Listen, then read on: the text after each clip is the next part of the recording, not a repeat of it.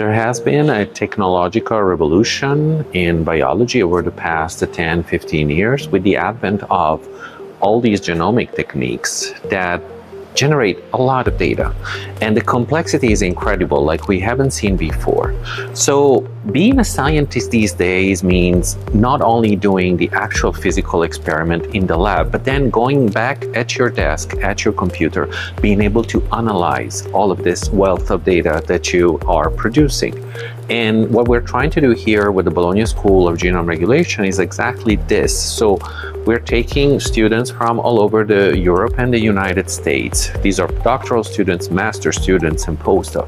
We are showing them how it's done. We're showing them the basis of approaching bioinformatic analysis. And we want them to go back to their lab and to apply now all of this knowledge to their own data.